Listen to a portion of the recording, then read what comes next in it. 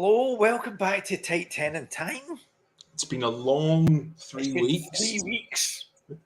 I lost all my hair. It's light outside instead It's of dark. People exactly. can see that I'm blonde. No one knows that I'm blonde. Now British summertime. We can see Chris again. Sorry.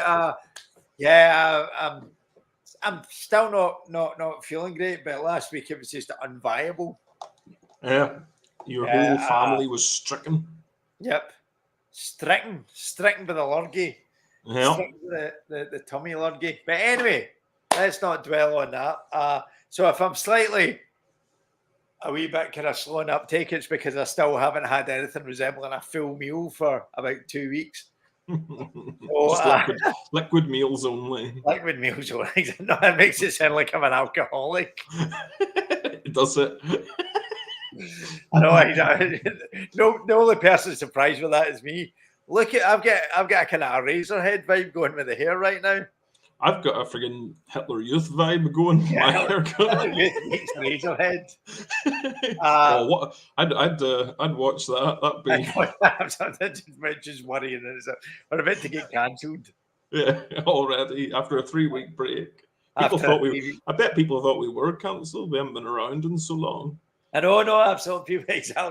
People were worried we were dead. But yeah, no, it is. It's lovely out. I just feel that the fact that you can see all this beautiful. Do you know this wouldn't have worked in the dungeon season? No, it wouldn't have. We haven't got the atmosphere, but now we're on a beautiful fire island. We're in a beautiful kind of tropical island filled with lizards. I do like a lizard. Have we met a lizard yet? I don't think we have. I don't think we have. We met crabs and, of course, our good pal Mungo, who is, rest his soul, pirates in an alternative universe. Yeah, we met giant crabs, headhunters, and a dragonfly.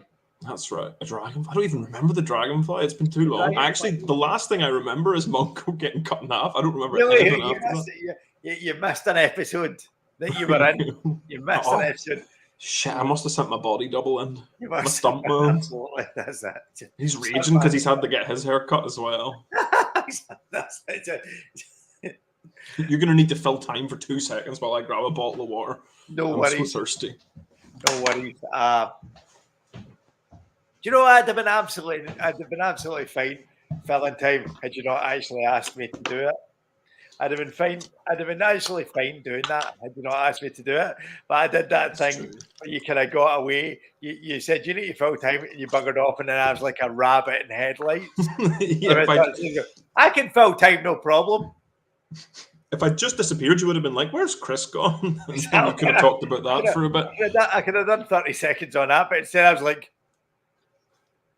I didn't even give you the benefit of confusion. Exactly. I told you exactly my plans. This is why you never tell anyone what your plans are. Exactly. I'm usually quite good. I'm usually quite good at just kind of rolling with the punches and riffing with stuff until somebody explicitly tells me that I have to. And suddenly I'm like, John, I need you to go up and do 10 minutes of improv. Go. And then... but whereas if there's just a point where, like if you go up on stage and you realise very quickly something's not working, that's usually my wheelhouse. I kind of go, I'm going to have a great 10 minutes. Yeah. But if somebody came up to me and said, John, your stuff's not going to work, come up with something else, I go,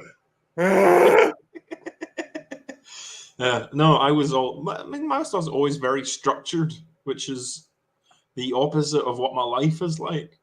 But my stuff was always very, and see if someone had went up. I remember I told this story before, but I'll just summarize it very quickly. And that two comedians fell out on the way down to Manchester to do a gig, and then basically one of the comedians did the other comedian's set before he went up, so he had to then just go up and have no material. If someone had done that to me, even if they'd only done like 3 of my jokes, and there was 37 in a 10-minute slot, I would have been lost. I just would have went up and been like, I would have got to the joke that was told before and then just fucked up. Actually, I just remembered something. I remember at the Fringe in 2021, I got one of the comedians very stoned, like really, really super stoned. And then he went up on stage and told the same joke twice. He opened his set with it, told like a few more jokes. and then told the joke again, and no one laughed. And he was like, "I thought that was funny," and they were like, "Yeah, it was the first time." The next day, I offered him a joint, and he was like, "No, fuck you." I have to say, it's a challenge. If there's any of my comedian friends watching tonight, and you're ever on a show with me, if you go up before me, I dare you to try and do my set. Well, it's impossible because you don't know what your set is until until your first foot hits the stage. Absolutely, Like, I'm just gonna go. Yeah, trying to do your set before you go up would be like trying to punch smoke. It's just impossible. Exactly. Yeah, no, good luck to you. Chris is like a real life showgirls, Lucy Orchard just said. Real life showgirls. I'm afraid, despite the fact that I'm bisexual, I don't get that.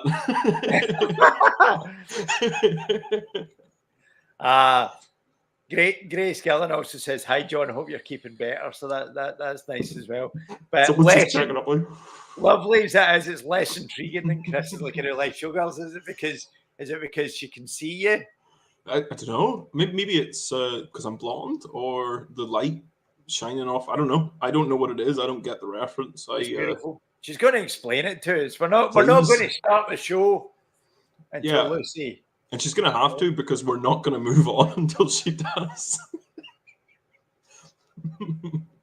Show sabotage. Tut best film ever. I love the film Showgirls.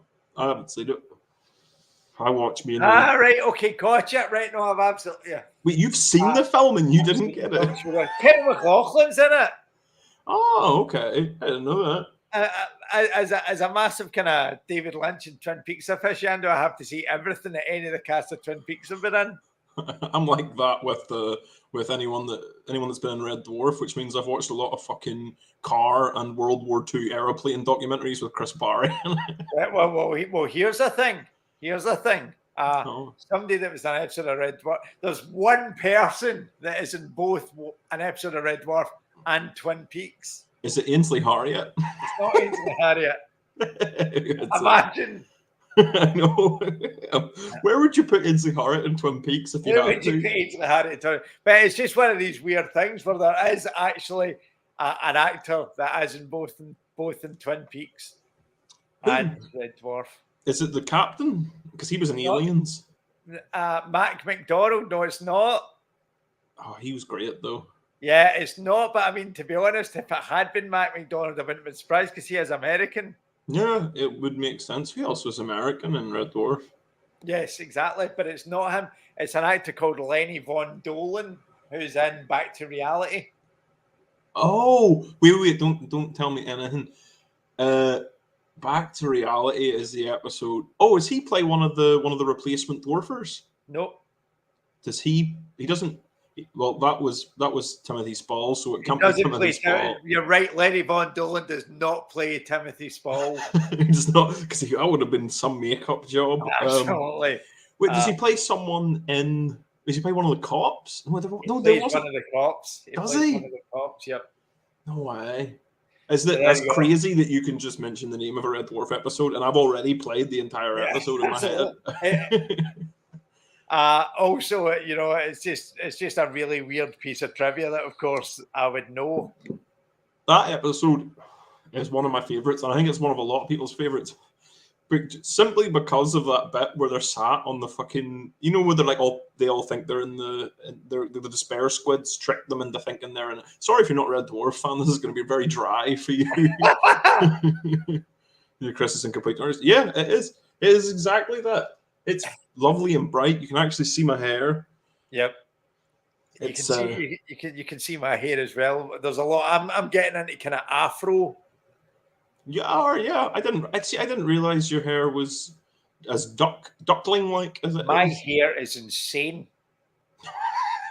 Honestly, it whispers to me. I once shaved all of my hair off for charity, and it was back to this within a month. No way. I went from full kind of skinhead renting to this in about 5 weeks. Are you sure you're not one of those Play-Doh things that you just Exactly, push the like hair this out? thing. The more you eat, the more it just pushes the hair out. Lucy Orchard, who's clearly either on a Twin Peaks wiki or a Red Dwarf wiki, has asked, was it the log that was in both Twin Peaks and Red Dwarf? And also said the squid of depression, not the despair squid. Is it the squid? I thought it was the despair squid. The No. despair squid because there was a hope squid. It's a despair squid. Yeah, thank you. It was the hope squid in season 9, which wasn't really a season. It was like a 3-part movie, and it wasn't that good.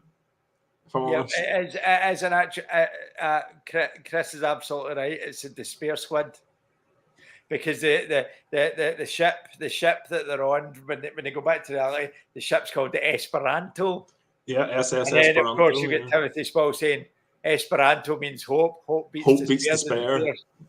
Yep. That's so there right. you go. You must have been playing like an absolute pudding. That's what you said because they got 3%. Check that for me, Lucy. Was it 3% or was it more? I think it was 3%. I think it was 3%. Is their progression? Well. We're 12 minutes in, and we're already kind of hitting. Oh, of course. As an aside, I'm starting a Red Dwarf podcast soon, which I'm hoping you're going to be involved in with, Chris. I would very much love to be involved with that because I have and I don't say this lightly, an encyclopedic knowledge of Red Dwarf as well as a few other things, but Red Dwarf as well. I need to work out if I can bring back I used to do a Twin Peaks podcast years ago with Joseph Goss. Goss. Did he invented the Goss rifle? That's what it was. Did he invent the Goss rifle? Yeah. It's a sort of miniaturized railgun that you run a current through. It's fictional, science fiction. Funnily enough, doesn't come up on Red Dwarf. They use the bazookoids. It was a Twin Peaks podcast anyway. So. I missed that. There was a wee pop-up on the screen and I completely missed it. Yes, it was. Diggs BTW7 says, I what's up, G? No, it's A. A what's up, G. A what's up, G. I apologise. I don't know. As in A, laugh my ass off. Wait, that's the second time you've brought that up. I saw that the first time. Oh, sorry. Right. Sorry, I'm just clicking buttons now. Yeah. So there we go. Right.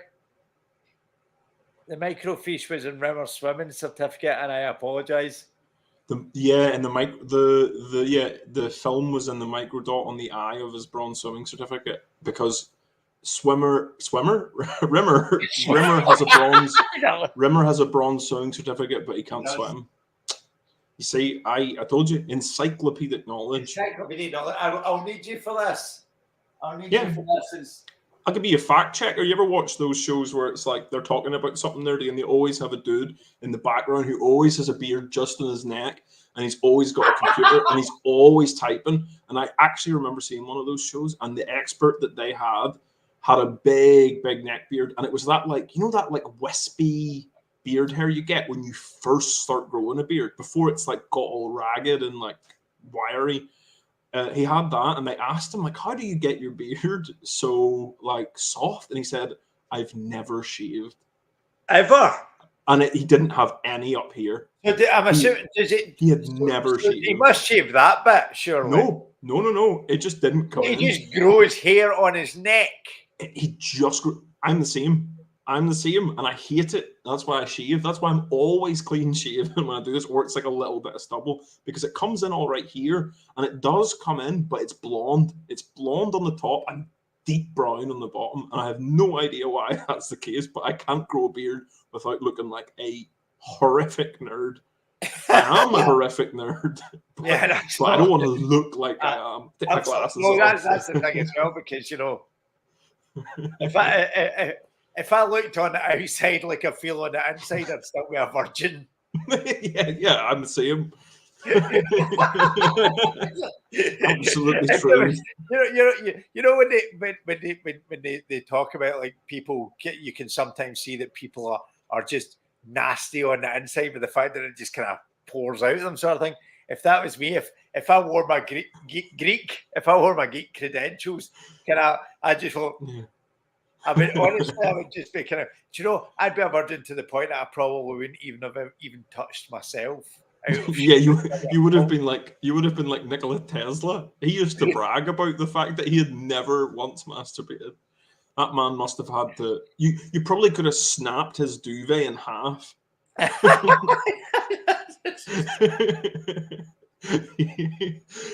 You could tell it's his trousers because you have to like break them down to get them in the washing machine.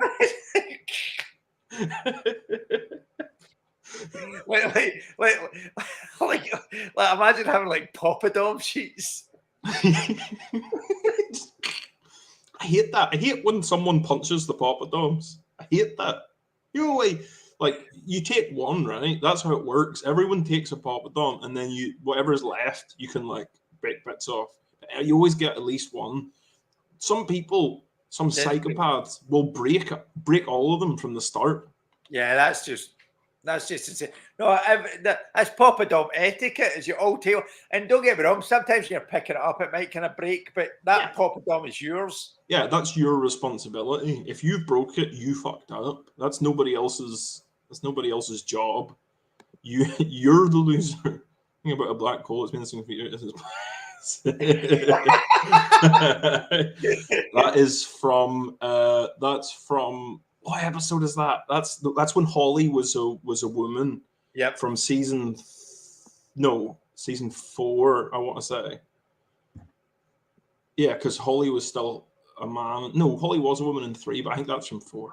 Yeah, I can't remember the name of that episode. Holly was male in season 1 and 2, female in season 3 and 4 and 5. 5, and then gone. And then 6 and 7. No, and Holly, 6 and 7, and then it was Norman Lovett again in season 8. That's right. So it was Norman Lovett, Hattie Hayridge, Nape then Norman Lovett again.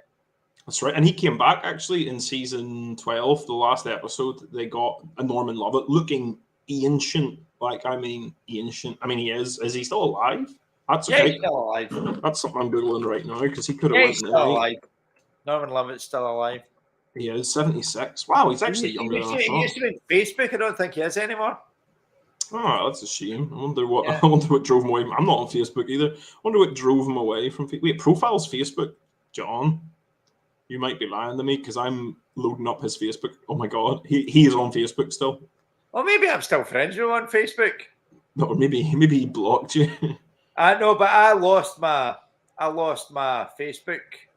Oh yeah, he's a stand-up comedy at stand-up comedian, self-employed. I have actually seen his stand-up comedy. Oh, he owns a pug. There you go. I learned a little bit more about Norman Lovett today. Yeah, I'm going to work under the assumption that Norman Lovett didn't unfriend me. I lost him as a friend when I lost my Facebook account back in 2019.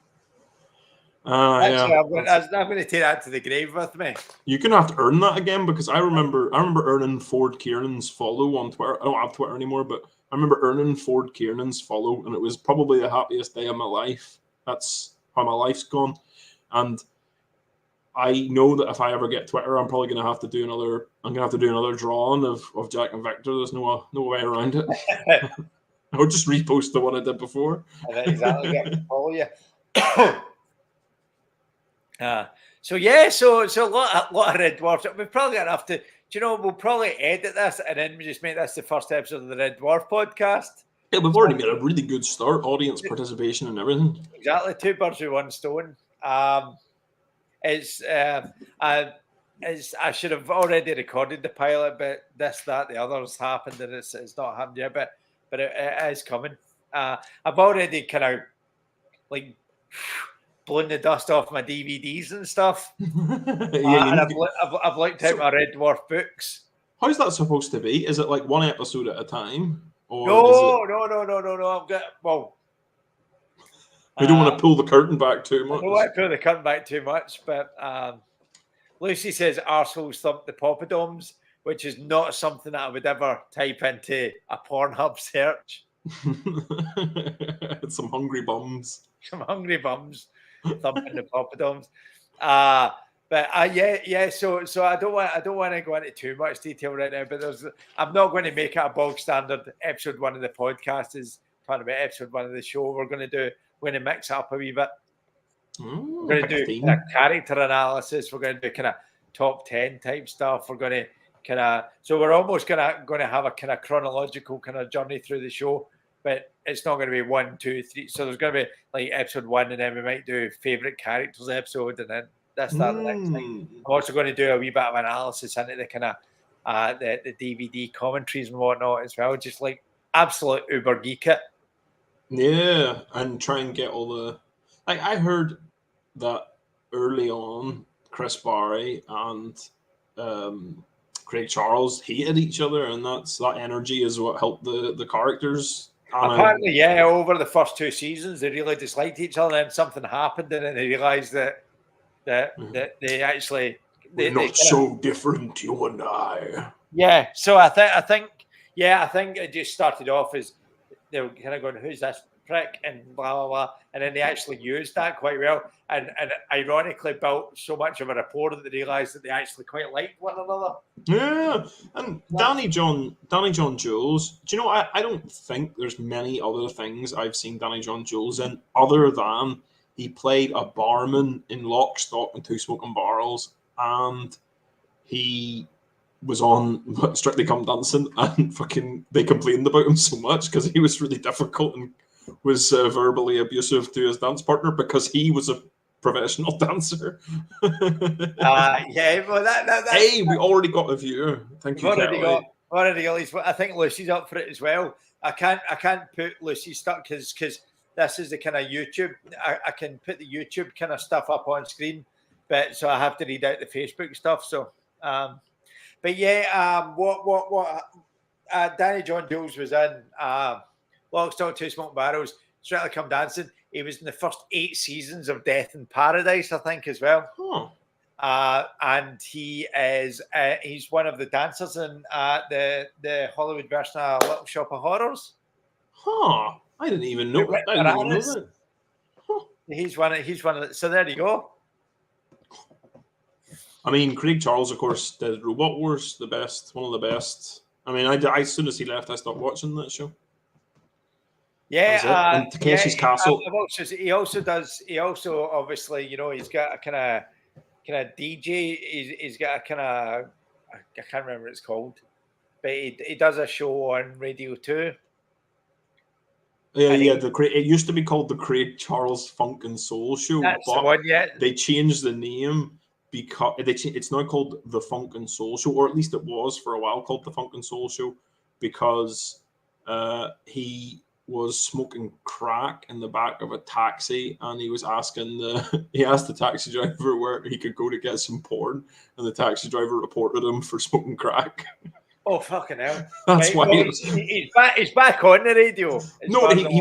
I think he only got a short ban, and then they changed the name of the show, but he was still the host. Like, they still brought him back as the host. He also does that live as well, and I've seen him live a couple of times. He smokes crack live? No. He does his fucking soul experience. Sign me up. I want to join in. Does he have guest stars? He just passes the Coke can around, and you put in as much as you want. And Lucy's clearly decided to jump on to YouTube because she's annoyed at not being. Yeah. This whole time, all you had to do to get your comment featured is go on YouTube. So there we go. Obviously, fight with Kelly, and also Diggsy BTW7, if that is indeed his real name. He is the 427th of the Diggs name. Craig Charles Ska and Skag. Ska. Oh, I couldn't be the host of a ska show. 2 shows in, I'd be like, this is I can't do this anymore. This is killing me inside. So if anybody's watching and was considering having Chris as their ska show host, then I just put on a different what's that band, Real Big Fish? I put on a different Real Big Fish track each week, and do you know, I do like, they've got a song I love, and I love it because it's not ska. They have a track called Drunk Again, which is about getting pissed and being depressed, but it's really good. I think it's off the album Cheer Up, which is I think it's a clown. The album art's a clown shouting at a guy, and the text bubble says Cheer Up. It's a really, really good track though, especially if you are circling the drain. as a public service announcement.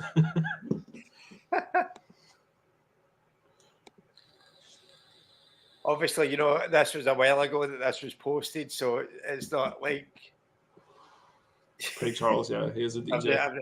So that was posted a while ago, just in case we've been talking about Craig Charles for 20 minutes now. We got beaten to the punch, but you just didn't want to show it. I didn't want to post it. Right. Anyway, right. So we're 26 minutes in. I think because we've been away for 3 weeks, we should maybe consider attempting to do a bit more questing this week. Sure. Well, give me a recap. Read me. I can't remember. Literally the last thing I remember is Mungo gets snipped in half. Mungo gets snipped. You did a wee bit of a wonder. You got into a fight with a guy in a treehouse, and he was kind of throwing stuff down at you, and you basically had to escape. Oh, you went away. You had a fight with headhunters. That's right. Yeah. And then you had a fight, and then you avoided the kind of headhunters village, and then you get into a kind of fight with a dragonfly, a giant dragonfly. I don't remember the dragonfly. I do remember the headhunters. I do remember the man because I remember trying to bother him, and he did me some damage, as I recall. and some pygmies attacked you with darts. That's right. Because you managed to get your stamina back up to 50, and then the pygmies got you back down to kicking about 8. And basically, after all of that excitement, the cliffhanger was you deciding whether you're going to head down a gorge or climb up a hill. Okay. Well, do you know what? I climbed up a hill today. So I'm just going to read. I'm going to read. Oh yeah, sorry, Lucy can be more specific. Don't got racist about the Welsh and you get health points back. Jesus, that's some memory you've got, Lucy. But then I suppose hate crime does leave a mark, doesn't it? Exactly, Lucy being. I didn't know Lucy was Welsh. Apparently, I didn't know she was Welsh. I didn't make a racist comment about the Welsh. I made a comment about Lucy being English. Ah, right. And she's Welsh, and she got pregnant. Yeah, and she was an actual cliffhanger. Yeah. So I'm going to read. Kelly actually saw him at the Playground Festival, which is where I saw him as well last. So there you go. Who, Craig Charles? Kelly and I were both at the Playground Festival, but not together. My cousin is a journalist, and she knows I'm a massive Red Dwarf fan, and she was a sci-fi sort of thing, and obviously Craig Charles was there to do some Red Dwarf thing, and she was like, "Oh my God, Craig Charles is here. Do you think I could meet him? I'd love to get an autograph for my cousin." And they were like, "Yeah, he's in there." And she poked her head in, and he was just right in the middle of like eating his lunch, and she's like, "I'm not gonna bother him." I was in the middle of eating his lunch, so I never ended up getting that autograph. That's ridiculous. But that's all right. She did get me Jimmy Nesbitt's. She did get me Jimmy Nesbitt's autograph, which is important to no one that is outside of Northern Ireland. But I love Jimmy Nesbitt. I think he's better than Liam Neeson. I just said that on record. Jimmy Nesbitt is a better actor than Liam Neeson. Watch 5 Minutes of Heaven. They're both in it, and Jimmy steals the show. Watch it. And sorry. Liam Neeson has never been in a Yellow Pages advert.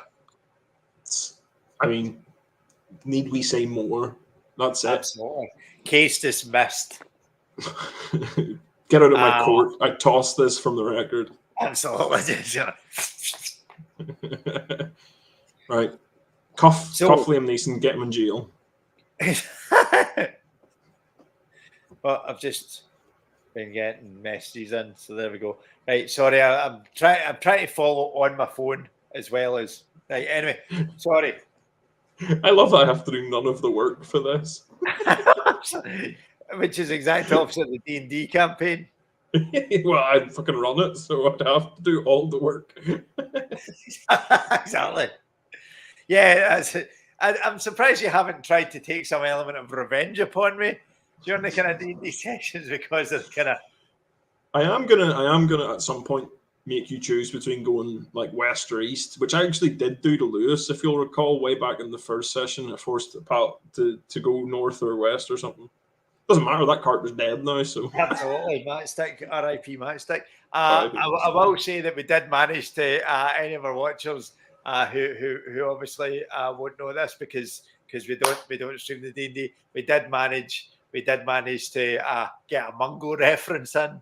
We did, but nobody got except me and Nobody John. got No except one else watches this show. Showing that the other people on our campaign clearly don't watch any of our extracurricular stuff. No, not at all.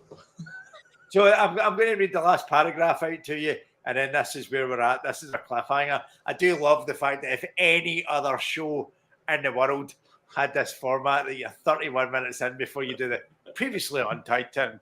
Imagine. Do you know what? I was just caught myself. I was about to say, yes, for God and Mungo. I was about to say that imagine they did that in football, but they fucking do that in football. They go in and they get the pundits to talk a bunch of pish for ages, and then they start the match. So you know, I would be great. I would be a great kind of football commentator if I just did the commentary before the show and at the kind of half time. Yeah, you're one of the pundits that get, and it's like, John, what did you think of this? I don't know. I think this game would be more interesting if the ball was made of snakes. Definitely would be. Which is an actual fact. Yeah, hard fact. So anyway, 32 minutes in. Here we go. We're starting the show. Way for Mungo. We should have that as the tagline. Just every season for Mungo. Every season. In memory of Mungo. Right, here we go. The ground rises and you are at last away from the difficult terrain. The jungle and the marsh are behind you. Grass and flowers make the island appear lush and beautiful, but you know you cannot afford to relax. It's not long before you reach the gorge and see that it runs between several hills in a westerly direction, and your choice was to walk down the gorge or climb the hill to your right. Well, do you know what? This is going to be an easy choice for me. As I climbed the hill today, I feel like I should climb a hill. Let's do it. Sustained a lot of injuries climbing that hill. You did? You sent me some pictures? I did, yeah. I was climbing Blackford Hill, but I was doing it up the steep bit because I couldn't get back to work in time so I could climb onto the golf course. Unfortunately, there's not a golf course in this bit. I'm just covered in all sorts of cuts and bruises and all Yeah. sorts of shit. Did you not walk back in and everyone said, we just thought you were away to Subway or something for your lunch? No, I had to go in to my boss and I was like, have you got anything for nettle wilts? And she did. So it's great. Oh my God. Imagine just said, if I had £1 for every time somebody said this to me after lunch. Yeah, I come back from lunch covered in blood and nettle stings. I remember years ago, not years ago, it was last year. I don't know why I said years ago, but as part of kind of like going over for the Fringe, we were going to kind of go up Arthur's Seat. Oh yeah, I've been up there. And it just wasn't happening due to a multitude of injuries. We just went to the pub instead. It's better. There's no pub at top Arthur's Seat, although one of the people I work with has said that they used to have designated spots up Arthur's Seat where when they were drinking they would go to piss because they would get pissed. So they would like go to one spot, drink for a bit, piss there, and then go to the next spot, drink for a bit, piss there. I won't say who it is in case anyone from my work's watch. Yeah. Well, but that's the good thing about Edinburgh, which you can't do in Glasgow, is the fact you can just drink outside. Yeah. I was doing that Saturday before last with our good pal Charlie. Our good pal Charlie Wallace. If you're watching, Charlie, hello. Hello, if Charlie. If you're not watching, Charlie, fuck you. Why aren't you watching? Yeah, you should be watching.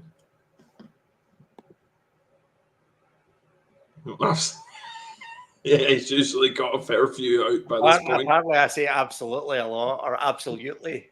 Right. Yeah. Anyway, so you walk along the side of the hill, following the route of the gorge. Looking over the hill to the far side of the gorge, you suddenly see a landslide. That's easy for me to say. I'm not drinking. I've not had a drink in weeks and weeks and weeks because I'm not feeling well. I'm barely eating, so I'm not going to drink alcohol on top of it. That'd be ridiculous. So anyway, I can't pronounce landslide as a consequence of this.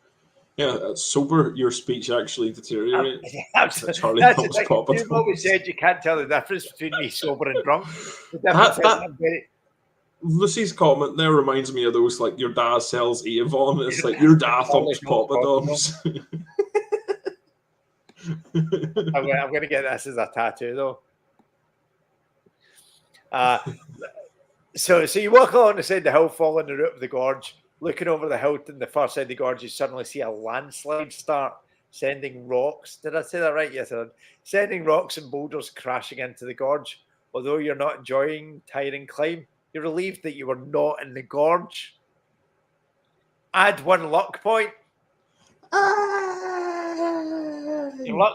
Your initial luck is 10. Your current luck is 7. So I can bring your luck now up to 8. God damn! This is a far cry from, I believe it was, who was it that was really unlucky? Oh, Lottery McHorseshoe. Yeah, That's right. ironically. Yeah, well, that's why we named them Lottery McHorseshoe. So, do you wish to still continue along the side of the hill above the gorge, or do you now want to start risking walking down the gorge? This has given me the option to go into the gorge twice now. Why? What is it about this gorge it wants me to see? Let's go down the gorge. Let's go find down the gorge. Let's go. We're quick with the decisions this week because we only got like 5 minutes left. I mean, you're in a kind of win-win scenario here, Chris, because either you survive and you continue all the lizardy goodness because you love lizards, or you die, and our next one's a Lovecraftian style cosmic horror. And I love craft. Well, not the guy. I have to say that every time. This is the problem with having heroes with flaws, because Kevin Spacey was my favorite actor and Lovecraft is my favorite writer. And one's a child molester and the other was a horrible racist. But he wrote really good stories. I think, do you know, I'm really annoyed. I'm actually the Spacey. I'm the exact same with the Spacey thing. I'm just kind of going, could you not? And they always talk about kind of separating art from the artist. You know, there's people that are kind of up in arms about some of the stuff that kind of J.K. Rowling's coming out with recently, and they're kind of saying, do you know what? I'm trying not to let it detract from a love of Harry Potter, blah blah blah. And at the same point, I'm just kind of very ambivalent about that. But I'm just kind of going, no, this whole kind of. I'm ambivalent about Harry Potter. I'm not ambivalent about some of the kind of comments. That, Anyway, let's not get into that debate right now. But yeah. Well, we're never going to get into that debate. But it's not like, but you know, it's difficult because Kevin Spacey was one of my favorite actors as well. He was my favorite actor. And I'm just like Midnight in the Garden of Good and Evil. You know, I thought LA Confidential was not a patch on the book, but it'd have been nowhere near as good as it was had it not been for Kevin Spacey. K-Pax, great film. The Usual Suspects. Usual Suspects, American Beauty. American Beauty's a brilliant film. Also about child molestation. House of Cards was great while Kevin Spacey was in top form. Well, wasn't that a Dave Chappelle point where he said, you know, that the young man as he was at the time who ended up being in Star Trek that he accosted at a party held on to that secret for like 25 years. He says, and if he had held on to it for 6 more months, I could have found out how House of Cards ended. Because I tried the season without him, where it was just Claire, and I didn't even make it through the first episode. It was pish. It's an absolute terrible thing to say, but it is. It's horrible, and I don't mean it. Like, I don't actually wish that dude held on to that for 6 months. But at the same time, you know, it was a really good show.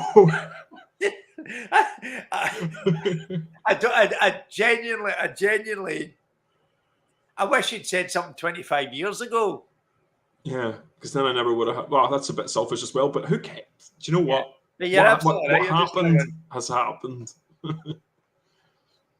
I wonder if, like, because he was on Star Trek Discovery, wasn't he? Which was at that point being streamed on Netflix. I'm wondering if anybody in Netflix said to him, like, could you just hold off for a year, mate? So I'm not going to get my paycheck if this show tanks.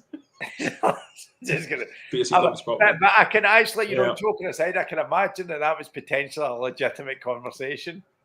Yeah, probably. Said, like, mate, could you just, like, we're nearly.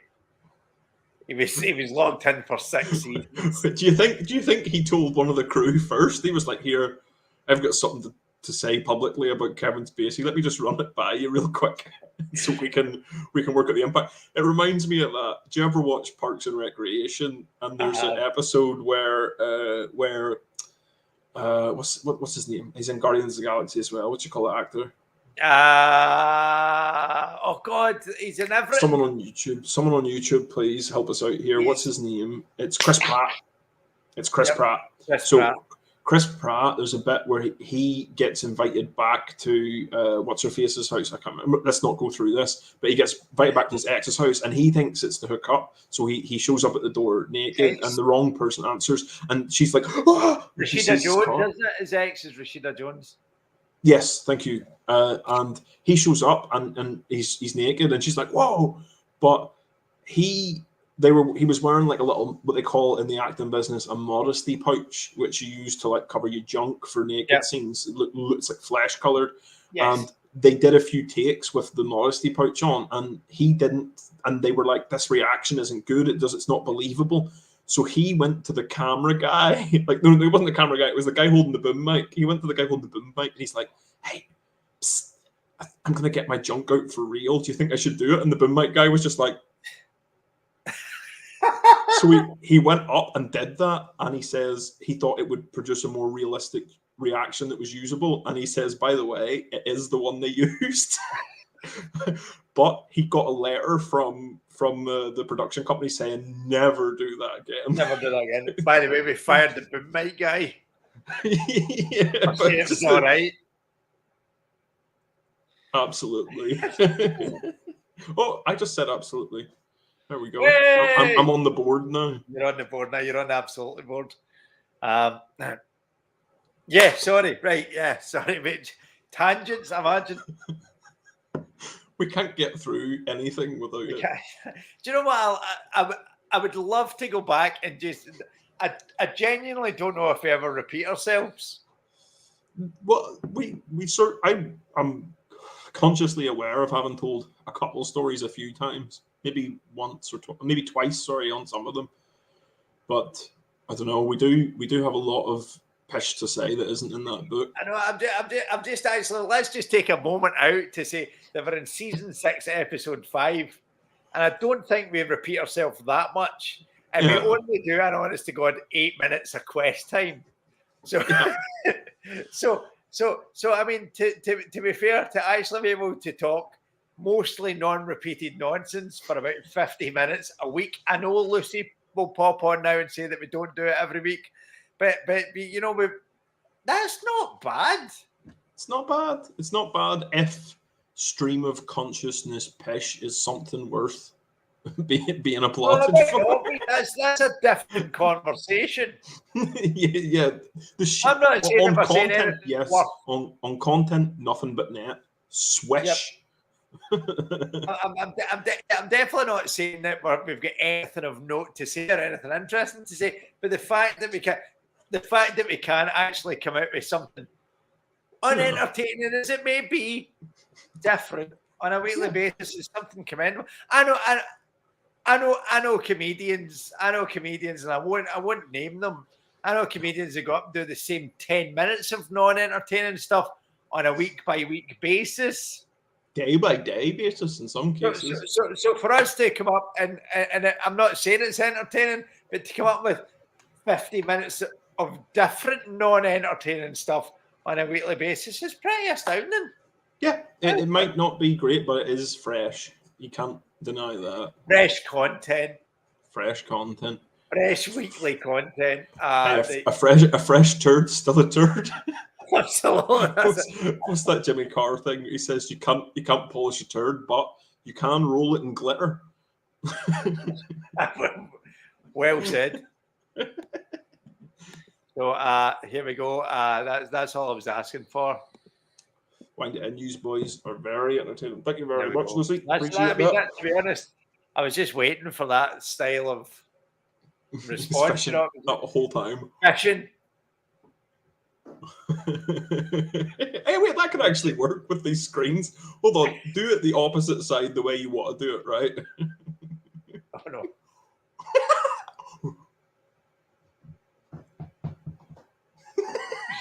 I'm going to tell you a story.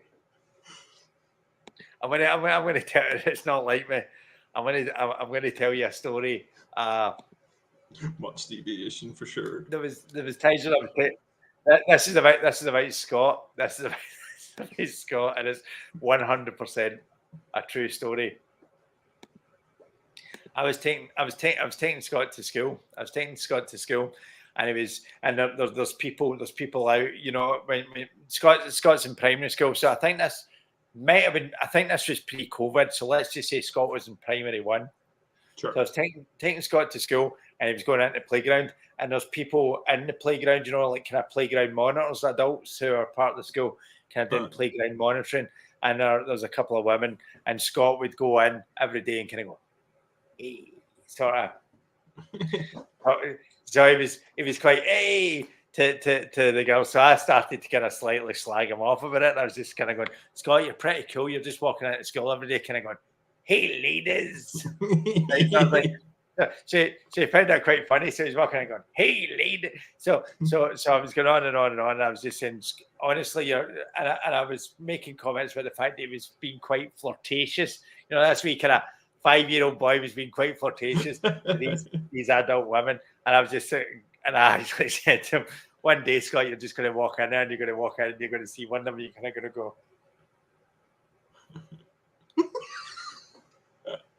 So Scott's kind of cackling away at this. I'm kind of going, I'm going to do that. And I'm like, right, no, Scott, honestly, don't do that. It's just ridiculous. Oh, you told him not to do it? That's the worst thing you could have done. No, I said, Scott, don't do it. That's really ridiculous. And he went, I'm going to do it. And I'm like, no, please, Scott, don't do it. I'm asking you now. I'm ordering you as your commander I'm in chief. you, don't do it. It's ridiculous. It's just weird. And I'm going to do it. So sure enough, the next day, I take Scott to school.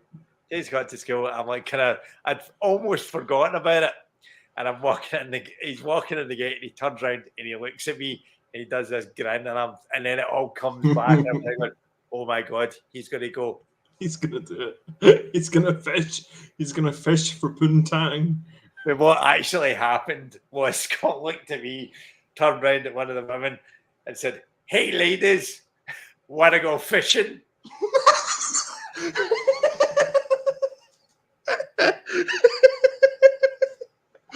God.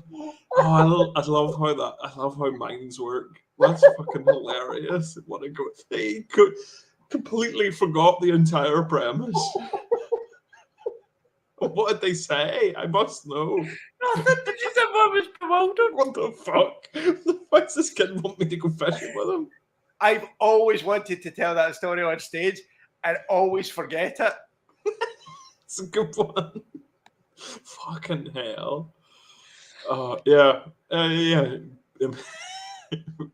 I always forget that story. And I don't. And there's actually times where I think about it the day of a gig, and I go, I'm going to tell that story tonight. And then when I'm driving home from the gig, I go, shit. Didn't tell that story once again. Fucking hell. Hey, ladies, want to go fishing? I remember a guy. Right, hold on. We haven't been on the topic for a while, but I know a dude. That got kicked out of a pub for asking out every woman in the pub. He got kicked out, and he's my pal, and I won't name his name because it's an incredibly embarrassing story. And he was in a very bad place in his life at that point. He was drunk all the time, and we watched him. We sat back and we watched him go to every table and like every woman on the dance floor the whole way around, ask every single one of them out, and eventually the bouncer just went up to him and was like, "You need to leave." What we did was he went out and we went out after him on purpose, but we were behind him, but he was wasted, and then my mate just started slagging him like, "There's that fucking loser that was asking everyone out." He swung around to punch him, and then noticed it was us and just was like, "Fuck you guys." They let him back the next week though. He wasn't barred. He wasn't barred. He was just asked to kind of leave it for the moment. Like, you need to go home and drink some water and sleep. Do you remember that time we were in? And I do know we're repeating a story because we have mentioned it before. But do you remember that time we were in the Sammy Dows? And it's like kind of guy, every time there was like a woman, he was kind of turning to us going, yeah, like we were in on it. Like he kept turning to us like we were his wingmen. Like the only reason you would talk to us is because there was no seats left. Karaoke was on, and we were stood next to the puggies. Like, and he went for a piss and had to walk past us. And on the way back, I think I noticed his shirt was like a band that I liked. So I mentioned that. And then from then on, he was like, "Yeah, these guys get it." He literally was stood at the front door, turned around so he could stare at the arses of all the women who were leaning on the bar. It's like, man, show some restraint. The next time I went in there, I think it was with Charlie Wallace. And it was only out of memory of having been with you. Thank you very much. Morgan just made me a cup of tea, so there you go. Very nice of her. Yeah, but it was only the reason that because Charlie had to go for the train, and I just went, "We need to go to Sammy Dows." We need to chase the glory of that. Chase the glory of Sammy Dows. There's nothing quite like. Right, we've got 8 minutes. Right, let's go. Honestly, I'm still feeling a wee bit. Do you know this has been the best I've felt. Today is just this hour. Yeah, you've been on and off. As soon as this ends, you're going to be drowning in that tea. Absolutely, I know exactly. No, it's very nice for the make. I wish you'd made it earlier though, but I mean, you can't have everything. I told her before I was going to stream, I wouldn't mind a wee cup of tea just to kind of keep me going, but it's now at the end.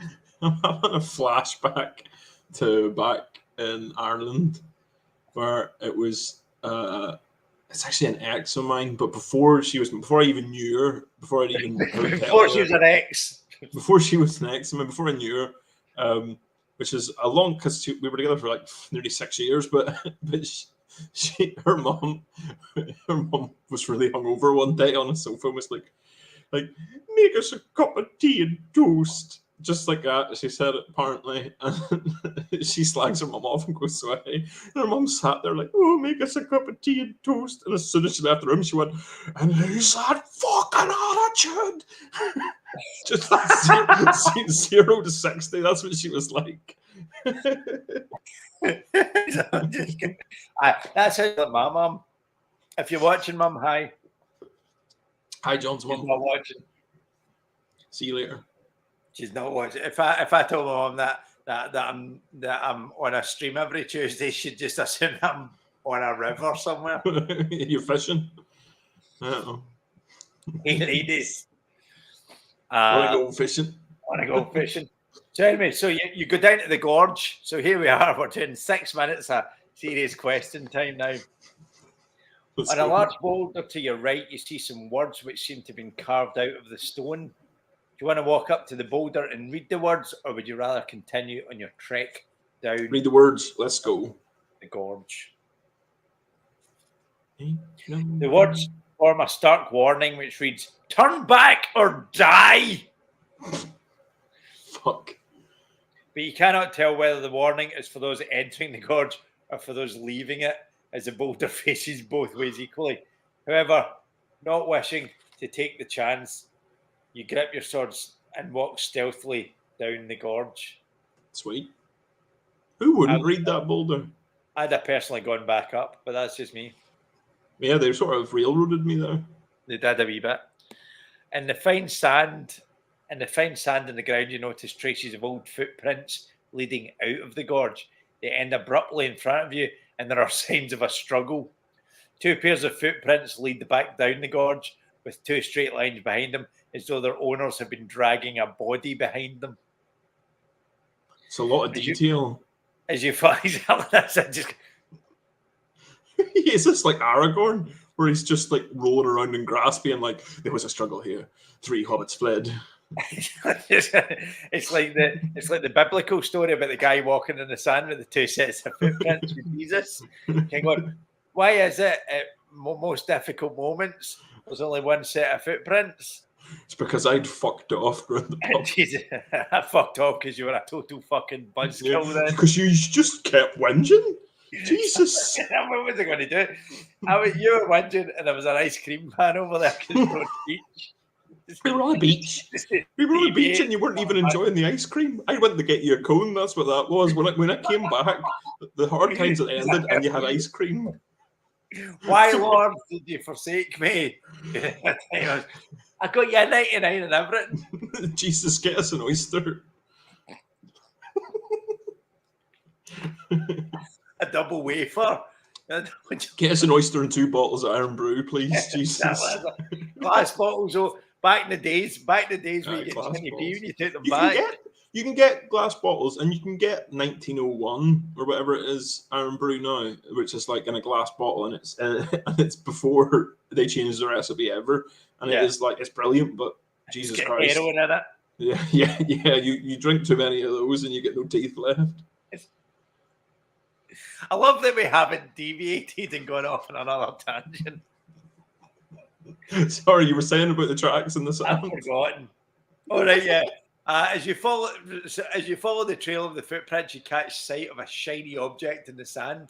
You prod it with your foot, and you see an oval snuff box made of brass. Picking it up, you see that it has a hinged lid. You've got the option of opening the snuff box or just throwing it back into the dust and continuing to follow the footprints. Open the snuff box. Open the snuff box. There we go. Exactly. Well, it's funny you should say that. Sniff it, yeah. I've actually got some snuff in my house, but that's just my porn.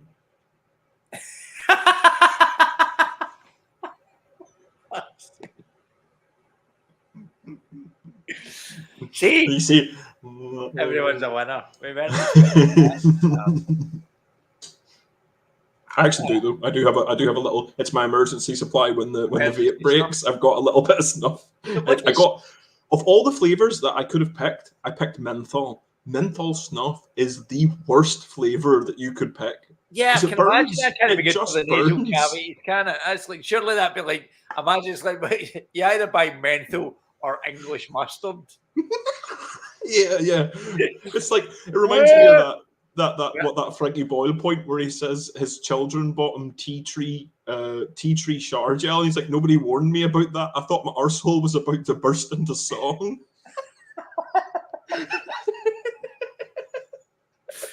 What does snuff do? It's literally just powdered. It's got additives and stuff in it, but it's just nicotine powdered, like tobacco ground up powdered. I know it absorbs. I know that we're not talking about like speed or anything, but I just always know that gentlemen used to carry a box of stuff. So it's just nicotine that absorbs through the sinus of your nose. So you can either stick up your nose or you can rub it in your gum, just like with other powders that you could do that with.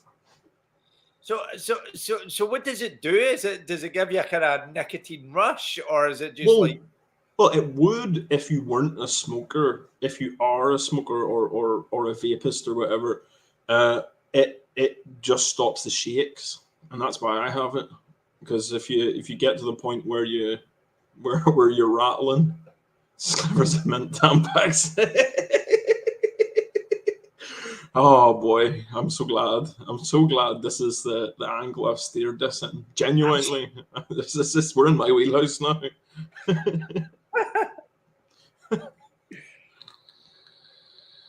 But surely, right? We're obviously this is now as a consequence of the fact we spent 10 minutes on it. Probably going to be our cliffhanger. But Probably. if you use like snuff in your nasal cavity, does it have that kind of same impact? No, I'm not talking about the same kind of effect as the likes of kind of cocaine and stuff, but would it have an effect on your kind of septum, and would it? I don't know, because no one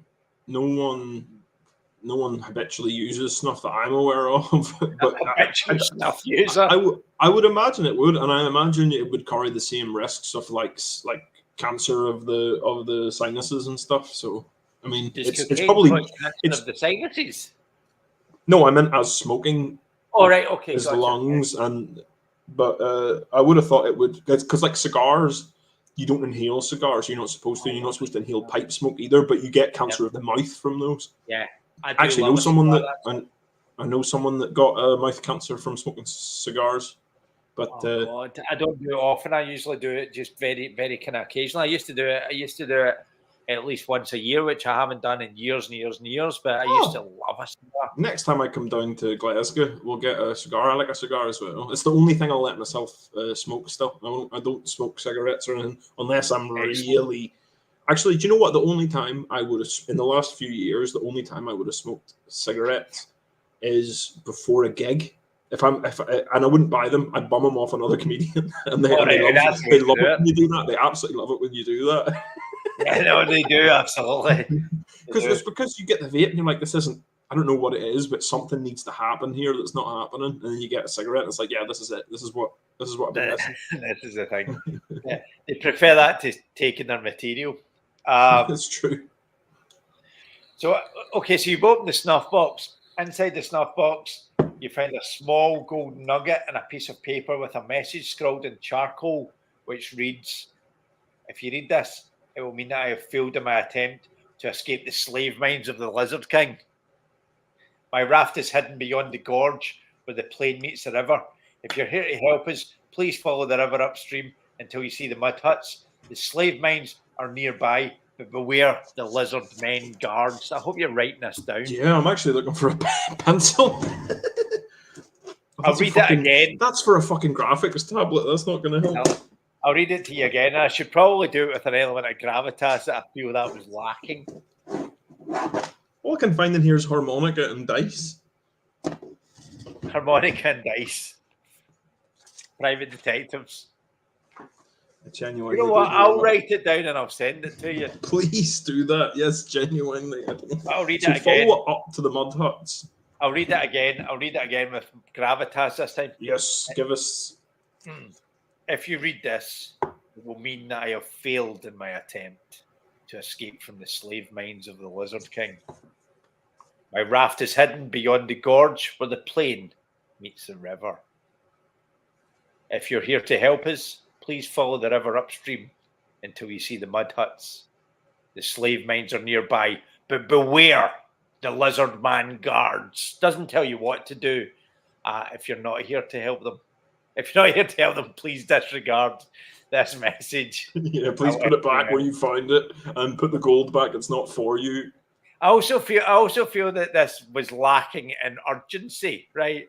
To me, like if you read this, it means I've failed in my attempt. But he goes into a lot of detail. You know, was he in the middle of failing his attempt when he scrolled this? That's the Lovecraft writer's curse. It's like he's being eaten, but they're still writing. Yeah. I hope this mail finds you well. I'm currently being eaten. I hope this letter finds you in good health, inadequate to discharge your duties. Red Dwarf reference. That's what Rimmer's mum writes to him. You fold up the piece of paper, you put it in your pocket together with the gold nugget, and you continue to follow the footprints. Is that a choice? Do we get a choice? No. That's what you're doing. You folded up the piece of paper. That's true. You do need to date a letter like that. I could be 7 years too late. Letter about raft and a gold upstream nugget. Mud huts, beware the lizard man guards. I'll write this down. I'll write this down. I won't write it down now. I'll write it down and send it to you. Right. Anyway, so you fold up the piece of paper and you continue to follow the footprints. We're getting close to cliffhanger time. The ground underfoot becomes rockier, and the footprints trail you've been following disappears. In the distance, you hear a faint rumbling. Could it be the yawning of an awakening volcano? I'm assuming it's a river. You hurry on down the gorge, but are stopped in your tracks by the sight of a huge reptile blocking your path. You stare incredulously at the armoured beast, which appears some 6 meters in length. It's a giant lizard, and it sees you as a source of food. Jesus, I thought it was going to be a lizard man. That's an actual. It's a lizard. giant lizard. It's like an iguana. It sees you as a source of food, and you must fight it. And do you know what? You're going to fight it in a fortnight. Oh, that's right, because you're not about next week. You have 2 weeks. You have 2 weeks. We're not on next week, but in 2 weeks' time, you're fighting the fuck out of this lizard. I'm going to clap some lizard cheeks. It's going to get tapped in his cheeks. So that's us. That's Tight 10 and Titan, Season 6, Episode 5. Slightly longer episode today. I'm going to come off this stream and instantly go, ugh. No, you'll just become an amorphous blob, like the Play-Doh that your hair is. Tune in next week when Chris gets catfished by the pygmies fake taxi style. I got pygmies all over me, just hanging out of me every end. Pygmies on every end. Pygmies on every end, the Chris Ashworth story. It's the title of my book, my autobiography. Right, guys, that's us. That's Tight 10 and Titan for another week. We're not here. We're not here next week because I've got the junkyard. I will be here. I mean, physically, I'll be sat right here next week. Yeah. Chris will be here. Chris should just log. Chris, imagine how much of this quest you could do if I wasn't here. Yeah, it was just me in the book. Just you in the book, you'd be done. But I wouldn't read it out loud. I'd move my mouth while I read it, but you'd have to like lip read to get the story. So that's us. We'll be back in 2 weeks' time. It's been an absolute pleasure to see you. This has been Chris Ashworth. And this has been John Carruthers. Good night. Sayonara.